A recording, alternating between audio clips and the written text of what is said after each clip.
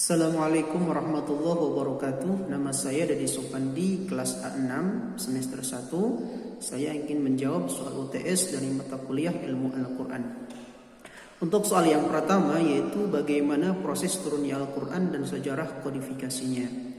Menurut Imam Muhammad bin Azhim Az-Zarqani dalam kitab Al-Isqan fi Ulumil Quran, bahwa yang dinamakan nuzul Quran adalah penyampaian informasi wahyu dari alam ghaib ke alam nyata melalui malak Jibril alaihissalam.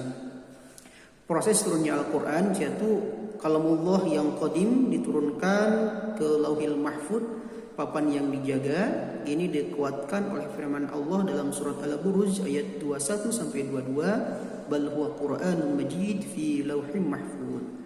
Dengan secara utuh Allah turunkan lagi dari Lauhil Mahfud ke Baitul Izzah, yaitu langit yang keempat, dengan secara utuh daf'atan wahidatan.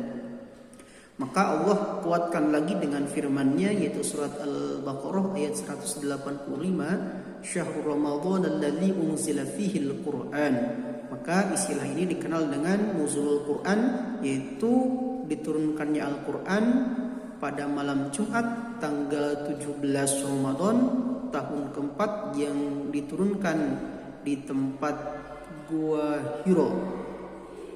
Setelah di Baitul Izzah, maka malak Jibril menurunkan Al-Quran kepada baginda Nabi dengan secara berangsur-angsur, dengan tujuan salah satunya yaitu lisabbita bihi fuadak, untuk menguatkan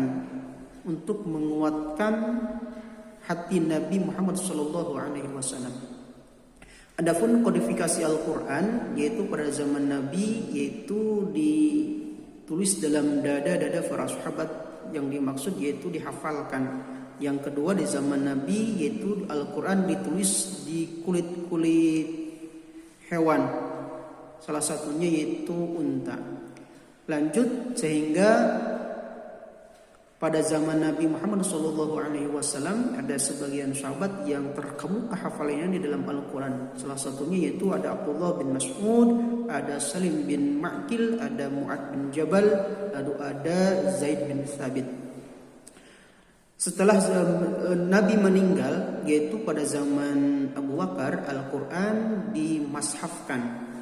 Dengan catatan dimashafkan ini karena di zaman Abu Bakar radhiyallahu an ada perang Yamanah, yaitu pada perang Yamanah ini ada 70 kurang lebih sahabat yang gugur, sehingga Abu Bakar bin Siddiq takut dengan hilangnya Al-Quran. Barulah di zaman Abu Bakar bin Siddiq ada pemasakan Al-Quran, tapi belum efektif karena ada yang ditulis di dalam kulit unta, ada yang ditulis di kulit pohon, dan ada yang ditulis dari batu, sehingga pemashafannya tidak efektif. Sampai zaman Umar bin Khattab, maka ini kodifikasi Al-Quran, yaitu pemashafannya tidak teratur. Lalu zaman Utsman bin Affan, yaitu untuk menjaga wujudul Quran, keaslian Al-Quran, maka Utsman bin Affan ada inisiatif untuk memushafkan dengan secara tersusun, yaitu karena salah satunya Al-Quran di zaman Utsman bin Affan tidak ada titiknya, tidak ada harokatnya. Barulah Utsman bin Affan memerintahkan kepada Nasir dan Yahya, yaitu salah satu muridnya Abu Aswad Ad-Du'ali, yaitu salah satu pelopor dari ilmu gramatika. Mereka disuruh untuk membuat titik dari huruf-huruf Al-Quran tersebut.